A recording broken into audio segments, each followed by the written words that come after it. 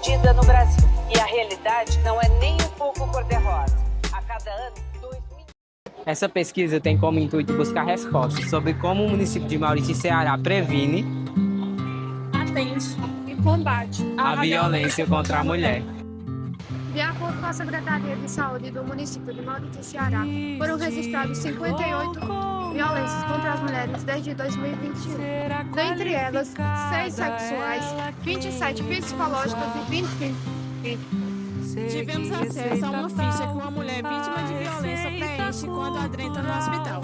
Notamos que o Hospital Maternidade São José recebe no mínimo 2 vítimas de violência por mês. Pode parecer pouco, mas para a nossa realidade é muito. De acordo com a Polícia Civil da nossa cidade, no ano de 2023 foram registradas exatamente 65 medidas protetivas de urgência. E já nesse início de 2024 foram realizadas exatamente 38, o que indica que até o final do ano nós vamos ter um número de medidas protetivas ainda mais superior ao ano anterior. Aceita que tudo deve mudar. Feche as pernas. Mulher que dá no primeiro encontro não é para casar. Mas também você pediu para isso. Feche as pernas, sente direito. Palavrão não fica bem pra uma mocinha. Mulher no volante, perigo constante. Você é até bonita para trabalhar com informática. Como assim você não quer ter filhos? Roupa curta demais, tá pedindo. Eu só queria te O elogiar. amor é mal acostumado a gritar e proibir. Hoje estamos aqui com a atual secretária de Saúde, Valéria, e a ex-secretária de Saúde, Ervânia. Viemos em busca de respostas de como o município de Mauriti combate e previne a violência contra as mulheres. Boa tarde, meninas. Boa tarde. No nosso município, há muitos casos de violência contra as mulheres e qual forma de violência predomina? Bom, a gente trabalha na perspectiva de subnotificação. Por quê? O número que chega são números, um recorde pequeno daquilo que acontece. Por conta também de muitas mulheres não reconhecer a situação em que vivem como uma situação de violência. Atualmente, nós temos registrados 6 casos de violência sexual, 27 casos de violência psicológica e 25 casos de violência física. Porém, ele tem outro número no sentido de saber que existe a violência patrimonial, que existe a violência verbal, e que tudo isso acontece, mas por vezes, por falta do conhecimento, fica difícil a notificação dessas violências, né? Complicado. Como o sistema de saúde do nosso município está preparado para identificar e atender essas vítimas? Todo serviço de saúde ele é a porta de entrada para justamente identificar essas violências. E aí, para além dessas violências, ainda tem as violências que acontecem em serviços. Como, por exemplo, as mulheres que sofreram ou que sofrem algum tipo de violência quando chegam em um serviço por conta de serem mulheres. E aí entra a questão da violência política, né, Vânia? Existe sim. Eu trabalho na Secretaria de Saúde, sou farmacêutica, atualmente estou no setor de planejamento, junto com a secretária Valéria, e aí somos 2 mulheres, né? Então, acredite, pasmem, em pleno século XXI, a gente ainda é vítima de violência. Eu também sou vereadora, tenho um mandato, e aí, vez por outra, eu vejo homens querendo dizer como é que eu devo conduzir o meu mandato. Isso é uma forma de violência, né? Outras vezes, eu me deparo com situações onde o que é que seu marido acha disso? Né? Eu acho muito difícil que quando o político seja homem, eles queiram saber o que é que a mulher dele acha de como ele deveria se portar. Então, assim, são inúmeras as formas de violência. A gente, enquanto agentes políticos, agentes públicos, tem tanto tentado fazer com que as violências sejam combatidas como sejam reconhecidas. Porque é como se fosse uma coisa assim estrutural. A sociedade ela nem percebe, entre aspas, que é uma forma de violência, como no caso da política, querer saber o que o marido acha, como é que o marido acha que ela deve se portar. E como a mulher, às vezes, acha que não está sendo vítima. Então, há que se fazer um trabalho de educação em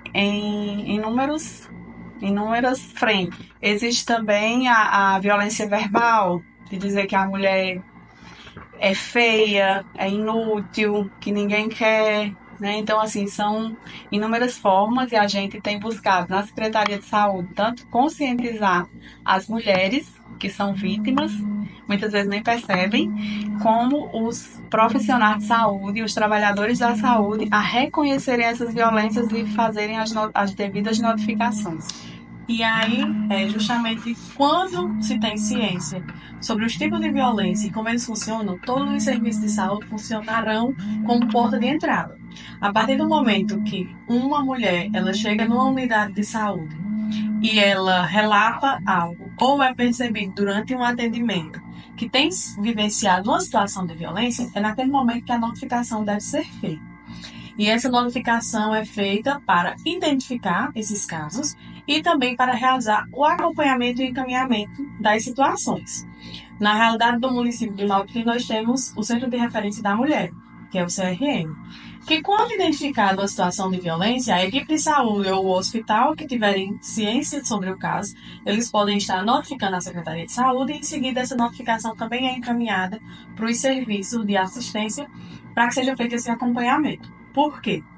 Muitas vezes as mulheres elas passam por situação de violência, por violação de direito, e elas não têm o conhecimento dessas violências. Como, por exemplo, a questão que a Vânia citou sobre mulheres que recebem seus benefícios e seus salários e entregam aos cônjuges para que eles possam administrar. É uma violência patrimonial, mas nem sempre as mulheres percebem isso como uma violência, porque já estão habituadas a viver naquela situação.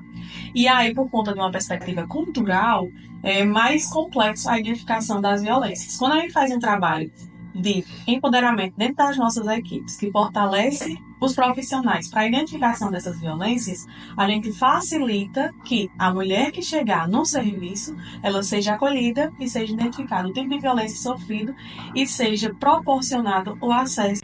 Quais são os principais desafios enfrentados pela Secretaria de Saúde ao lidar com esses casos de violência? A questão do medo da mulher, ela ainda tem muito medo, e aí esse medo, entre aspas, se justifica pela insegurança, né? Pela fragilidade que o sistema público ainda lhe dá de segurança, né? Que no máximo, o que a gente vê hoje, quando a violência é psicológica, patrimonial, às vezes até física, né? O que acontece? Se determina através do juiz, uma medida protetiva, depois que tudo é acionado, depois que a mulher toma coragem e consegue, apoiada com sua rede, porque sozinha ela não consegue, né? Ela precisa de uma rede de apoio. Quando ela tem essa rede de apoio, que ela vai lá e faz o boletim de ocorrência, que o juiz, a polícia investiga, vê que de fato aconteceu, e aí o juiz determina a medida protetiva, qual é a segurança que essa mulher tem, que de fato esse agressor não vai descumprir essa medida, né? Qual é a segurança que ela tem de andar na rua, qual é a segurança que ela tem de estar no seu domicílio, no seu trabalho, né? E aí eu acredito que a gente precisa. Eu tenho uma professora, que inclusive é professora de vocês, que diz que pior seria se a gente não tivesse. Essas leis são frágeis, são, mas ainda podia ser pior se a gente não tivesse essas leis, né? Mas aí, se essas leis, mesmo frágeis, fossem de fato cumpridas, eu acredito que essa mulher teria mais segurança de fazer as denúncias necessárias. Meu nome é André, seguimos servidores, eu sou delegado em Polícia Civil, aqui em Mauti. Eu já estou aqui nessa cidade há quase 6 anos e a minha função, enquanto delegado em Polícia Civil, é investigar os crimes dessa cidade. E considerando que é uma cidade pequena, Mauti, com em torno de 50 mil habitantes, 9 distritos, eu tenho como atribuição investigar toda sorte de crimes, desde crimes mais graves, como homicídios, roubos, estupros, como até crimes de menor potencial ofensivo, como lesões corporais leves, crimes de ameaça. E dentro também da minha atribuição também está a questão de investigar os crimes de violência doméstica contra a mulher. que são crimes que têm cada vez mais aumentado no nosso país e que demanda realmente um olhar apurado das autoridades para reprimir e coibir esse tipo de crime. Existem muitos casos de violência contra a mulher notificados aqui na delegacia? Eu posso dizer que sim. Eu fiz aqui um levantamento preliminar no ano de 2023. Nós enviamos para o Poder Judiciário em torno de 65 medidas protetivas de urgência, todo o ano de 2023, o que dá uma média de 5 por mês. E esse ano, 2024, do dia 1º até o dia de hoje, maio, nós já estamos com 38 registros, ou seja, é uma média maior do que está relacionado ao ano passado. Fatalmente, no final do ano, a gente terá um número de registro de medidas protetivas maior. Então, existem realmente muitos casos que são notificados aqui, mas também existem muitos casos que ficam na chamada cifra negra, ou seja, vários casos, inclusive casos graves, que não são reportados. Aí você vai me perguntar, quais são os motivos? Porque boa parte dos crimes de violência doméstica não são denunciados. Eu poderia aqui citar vários fatores. Um dos fatores que eu acho relevante mencionar é a questão do próprio medo da denúncia. A mulher, em via de regra, ela está numa situação de vulnerabilidade em relação ao homem. Então, ela acaba temendo fazer essa denúncia, seja por não ter mais condições de se sustentar ou sustentar os seus filhos. A questão da violência patrimonial. Exatamente, a violência patrimonial.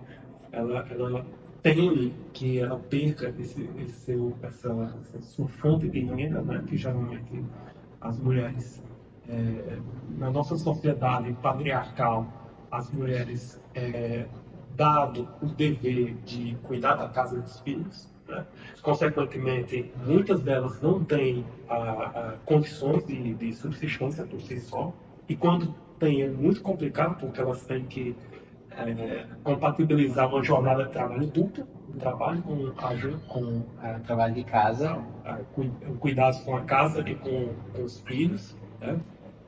Então eu vejo essa questão do medo e também vejo uma questão mesmo da própria não confiança no sistema de justiça criminal,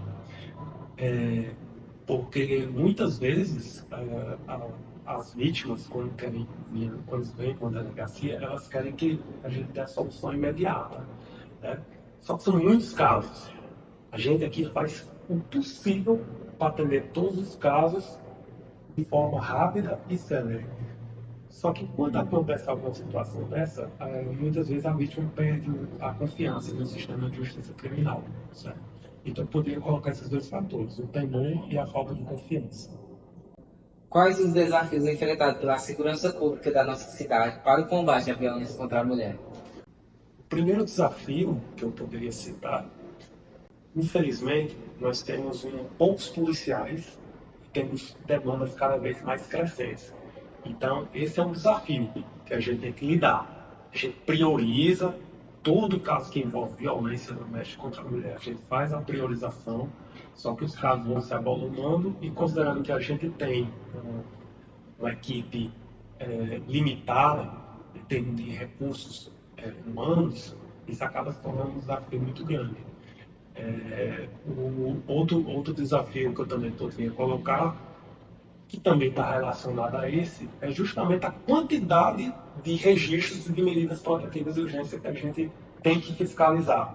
Porque toda medida que a gente encaminha para o Poder Judiciário, cabe tanto a Polícia Civil como a Polícia Militar fazer esse tipo de fiscalização, para ver se as medidas estão realmente sendo cumpridas. Ou seja, se o agressor não está se aproximando da vítima, se não está mantendo contato com a vítima. Então, esse é um desafio relevante.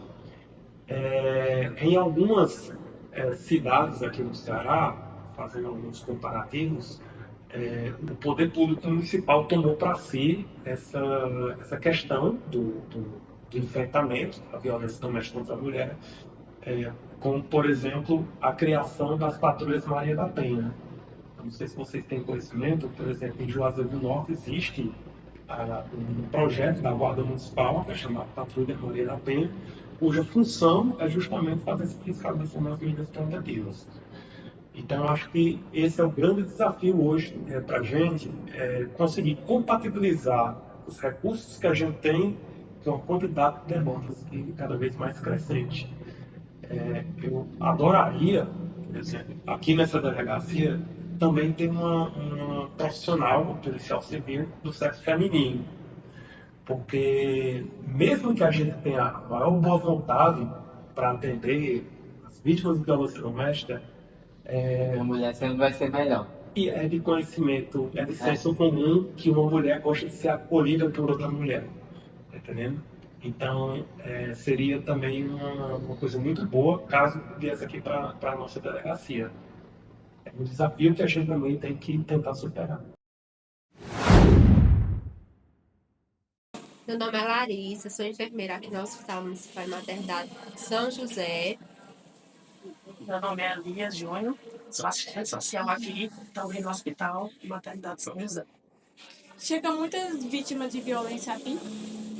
Chegam em cerca, mais ou menos, no mês, a gente não contabiliza certo, mas mais ou menos umas 2 no mês, mas a gente acha muito. Tá? No mês, chegar a cerca de 2 ou 3, chega aqui na maternidade. Como a equipe de enfermagem está treinada para lidar e identificar com casos de violência contra a mulher? Bom, a gente recebe a paciente aqui com o maior acolhimento e, de acordo com a fala dela, a gente tenta demonstrar como é que eu posso dizer? Uma reciprocidade, colocar no lugar dela, se colocar no lugar da paciente e ter todo aquela calma, escutar a paciente, entender por que aconteceu aquilo com ela e ela nos ajudar a ajudar ela. E esse acolhimento que Larissa está falando não é um acolhimento de só chegar e atender aquela vítima. Não, mas entender o contexto social que ela está vivenciando. Principalmente não julgar, né? Isso. Porque a sociedade ela tem essa questão muito de julgar aquela mulher que sofre violência doméstica. Ah, porque ela quis. Ah, porque ela não deixa o marido. Não, mas a gente entende que por trás disso envolve outras questões, né? Às vezes é uma dependência financeira, é uma dependência afetiva, é por causa dos filhos, é por causa do julgamento da sociedade. Então, nós, enquanto profissionais do hospital, a gente tem que acolher e entender essa realidade que a mulher está inserida. Já chega casos de dizer assim, é a segunda vez que aconteceu comigo, mas a gente não pode dizer assim, o porquê que a senhora veio agora. Aqui, porque a gente não sabe a situação de cada um em casa, né? Quais recursos e apoio a instituição oferece para mulheres que são vítimas de violência? Bom, a gente, quando chega a paciente, ela é triada, vai fazer os primeiros cuidados, depende da situação, foi uma violência física, como é que ela se apresentou, faz os primeiros cuidados, faz a triagem. A gente já comunica ao médico, antes da paciente chegar com o médico, para ela sair da paciente, da situação, passa por ele e, de acordo com...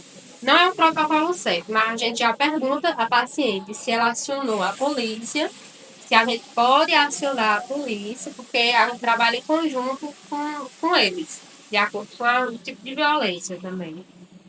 Então, o apoio que a gente tem também é essa rede, né? A rede de proteção do município. O CRM, a Polícia Militar. Então, a gente atua também em conjunto com eles, buscando esse apoio para dar uma resposta de qualidade. Se for um caso de violência sexual doméstica de uma menor, a gente também tem que acionar o conselho tutelar para entrar em conjunto com a situação. Como a confidencialidade é mantida quando uma mulher relata um caso de violência? Então, aqui a gente registra em livros também, mas o registro só é de iniciais.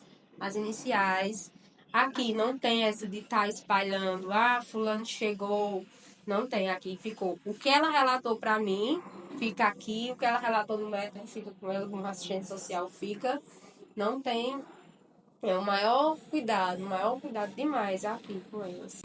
Existe algum protocolo específico que a equipe de enfermagem segue ao lidar com casos de violência contra a mulher? Assim, não tem um protocolo específico. Não tem um protocolo específico, mas já é uma direção. É uma direção que já chega tanto na confiabilidade, né? Que nem eu disse. Comentou aqui, relatou, já passa logo o caso para o médico. E de toda forma, todo tipo de violência aqui nós notificamos. Tem a ficha de notificação de epidemiologia, tanto para violência domiciliar, autoprovocada, outros tipos também. Ela aqui vai para a epidemiologia apenas para notificar, apenas caso de contabilização. De toda forma, também fica guardado, não tem isso de publicar, foi essa paciente que aconteceu. Essa ficha de notificação ela é importante não somente para a questão de contabilizar números, mas qual a importância dela? Porque se dirigindo ao município, essa contabilidade, o município ele pode estudar formas e implementar políticas públicas que venham atender essas mulheres de violência, tanto para evitar novas violências, como para que as que já passaram por essa dificuldade possam ser atendidas de uma forma melhor, né? Correta. Elas terem os direitos delas garantidos. Então, a pena serve somente para questão de notificação por si só e por aqui pouco. Mas não, mas para ajudar o município, as instâncias competentes, a melhorar e dar suporte a essas pessoas.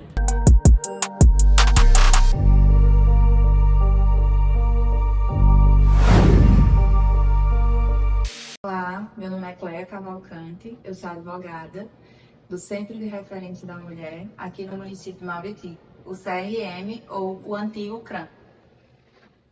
Quais os serviços disponíveis para mulheres vítimas de violência, incluindo abrigos, apoio psicológico, orientação jurídica e assistência social?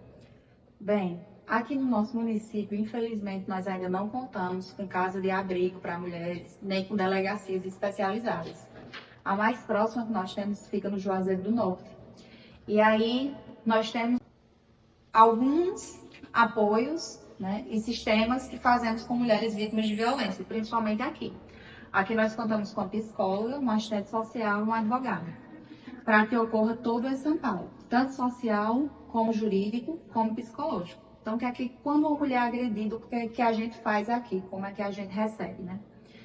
Nós recebemos mulheres agredidas aqui, normalmente fazemos o acompanhamento para a delegacia para realizar a medida protetiva, que é uma tutela de urgência, para que se distancie de imediato do agressor, trabalhando junto com o judiciário. Caso a mulher tenha filhos ou foi casada com o agressor, eu também entro com ação de alimentos ou um divórcio e divórcio litigioso. E quando a mulher não tem para onde ir, porque tem mulheres que vêm de outras cidades e vivem com o agressor, não tem apoio familiar, nem amparo familiar aqui no nosso município, a gente envia para o abrigo que fica no Juazeiro do Norte. Nesse abrigo, eles têm a permanência de até 48 horas. Nessas 48 horas, o município busca ou uma passagem para a mulher voltar para a localidade dela, para o seio familiar dela, por meio de ônibus, busca a passagem que a assistência social fornece. Caso não tenha amparo familiar nenhum, nós optamos por aluguel social, que dura o prazo de 6 meses.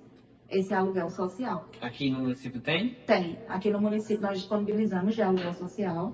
E aí essa mulher que não tem amparo nem familiar nem financeiro, a gente coloca numa casa disponibilizada pelo aluguel social pelo prazo de 6 meses, até que ela se estabilize, procure, a gente também, se não tiver cadastro único, a assistente social inclui no cadastro único, a psicóloga faz o acompanhamento, se necessário, encaminhando para o CAPS. As crianças são encaminhadas para o CREAS, para que também ocorra o acompanhamento psicológico, e nós realizamos todos esses serviços aqui, tanto social, jurídico e os devidos encaminhamentos, tá certo? A garantia da proteção, né, das proteções que a gente pode dar para as mulheres aqui no nosso município, é o aluguel social, a enviar para a casa de abrigo, também independente do horário.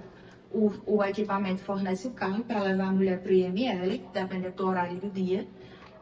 E também, que se essa mulher estiver muito abalada, a assistente social ou a psicóloga ou eu, como advogada, acompanhando essa mulher até o IML para que seja emitido o laudo da agressão física ou sexual. Quais são os principais obstáculos enfrentados pelas mulheres que buscam ajuda em situações de violência e como a assistência social está trabalhando para suprir esses desafios e garantir um acesso efetivo ao serviço de apoio? Pronto. Os principais obstáculos são diversos, né? Nós vivemos em uma sociedade extremamente machista e o machismo é estrutural. Nós vivemos numa cidade interior. Então, o principal obstáculo que a gente busca é a normalização da agressão. É a mulher não reconhecer quando está sendo agredida. Porque existe a agressão verbal, existe a agressão patrimonial. O homem, quando ele agride a mulher de forma verbal, às vezes a mulher nem sabe que foi agredida. Quando a chama de palavrões. Tem a violência patrimonial, quando quebra um objeto dela. Então, assim, existe essa falta de conscientização, existe essa falta de conhecimento por parte da nossa população. E os responsáveis por fazer esse esclarecimento e levar esse entendimento para a sociedade é nós, né? Que trabalhamos junto a isso, junto com a Secretaria de Assistência Social. Nós temos o Instagram e o município ele também fica fazendo palestras. A gente dá algumas palestras nas escolas, conversando com pais, com mães, com um grupo de mulheres também, né? Aqui, para que ocorra para que essas mulheres, cada dia, comecem a perceber mais essas agressões, né? Os tipos de agressões que acontecem, porque a agressão ela não é só a física. Nós tivemos um aumento de casos aqui. Eu estou aqui há 6 meses e nós tivemos um aumento de casos. Eu digo que não foi um aumento de casos, eu digo que foi um aumento de denúncia, um aumento de empoderamento, de conhecimento dessas mulheres que começaram a denunciar. Então, assim, e também vamos lá para as barreiras sociais. A grande parte das mulheres que sofrem agressões, elas são dependentes financeiramente dos seus agressores. Então, por isso que elas não saem daquele ambiente. E a questão dos filhos também. Exatamente. Aí tem a dependência emocional, que é você agredir há tanto tempo, a mulher agredida há tanto tempo, é dita há tanto tempo que ela é feia e que nunca mais ela vai ter ninguém na vida dela, que ninguém vai querer ela daquela forma, que ela acaba se tornando dependente emocional e acreditando que o agressor está sendo. Então existe a dependência financeira, existe a dependência emocional e existe o medo de denunciar. O agressor, às vezes, é uma pessoa influente na sociedade, porque nós moramos em uma cidade pequena, e aí a mulher ela tem medo de fazer esse tipo de denúncia, de ser descredibilizada, de ser desacreditada. Então nós temos que enfrentar todos esses tipos de barreiras para que ocorra a justiça de fato, né? Porque até então agressor não tem cara, nem classe social, nem nada do tipo. O agressor está do nosso lado e a gente nem imagina aquele agressor. Sempre entras na pele essa marca, possui a estranha mania de ter fé na... Bom dia, eu sou Cláudia Fernanda, estou secretária há 3 anos e 4 meses na secretaria. Quais são os recursos disponíveis para mulheres vítimas de violência, tanto em termos de abrigo e apoio psicológico, quanto em termos legais e de segurança? Eu vou contar primeiro um pouco da história. Em 2005, quando a gente assumiu a prefeitura, a gente via que era crescente o número de mulheres violentadas pelos maridos. E aí foi uma preocupação onde a gente procurou no estado, não conseguimos, em Brasília, um apoio neste sentido. E aí foi criado o Centro de Referência da Mulher.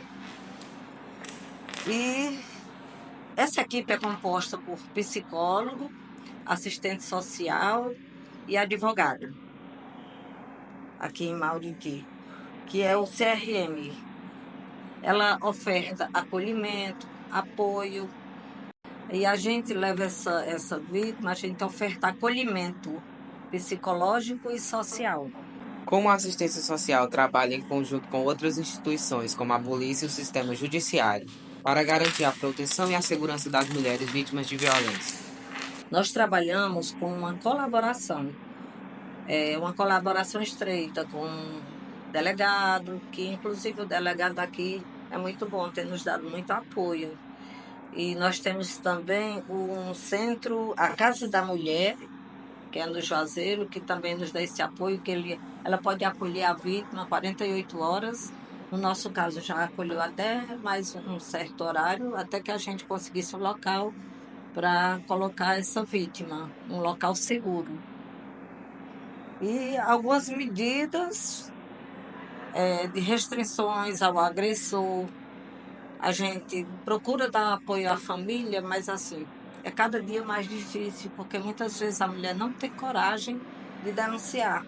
E muitas vezes os filhos obrigam a mãe a retirar queixa. E a gente já criou grupos de mulheres para sair dessa situação de vulnerabilidade, mas infelizmente não há consistência nesses grupos. Elas terminam por dependência financeira, dependência emocional, voltando a morar com o agressor. Quais são os principais obstáculos enfrentados pelas mulheres que buscam ajuda em situação de violência? E como a assistência social está trabalhando para superar esses desafios e garantir o acesso efetivo ao serviço de apoio? Um dos principais medos é de represálias por parte do agressor, aquilo que eu já falei, né, anteriormente, que pode levar à hesitação a procurar ajuda. É exatamente isso que a gente falou.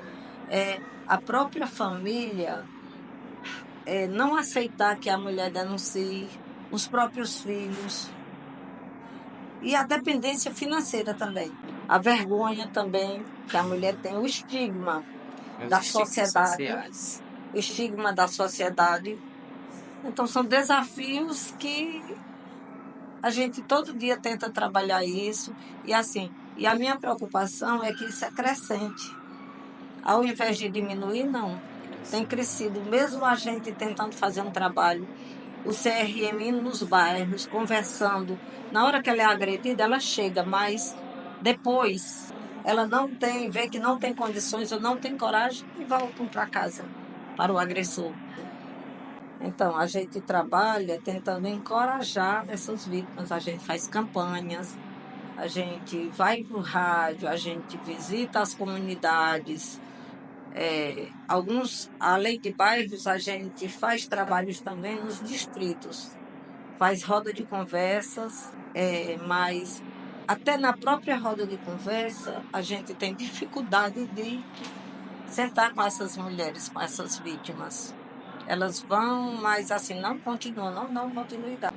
O promotor anterior, ele fez um projeto muitíssimo interessante. Inclusive, a gente assinou um TAC lá lá no fórum, que a prefeitura está com uma equipe de advogado, assistente social e um psicólogo para conscientizar esses homens, para trabalhar esses homens. É um trabalho que não é nem só com as mulheres, é com os homens. É com os homens. Mas, infelizmente, agora esse trabalho Ele arquivou o projeto. Era um projeto que eu acho que era um projeto piloto que mal ia assim, despontar nesse sentido, para trabalhar. Não era trabalhar as vítimas, era trabalhar o agressor. Quando você trabalha o agressor, a família, as coisas mudam. Mas aí o outro chegou e arquivou, simplesmente. Eu estava muito feliz, eu achei o projeto interessantíssimo, a gente estudou, a gente conseguiu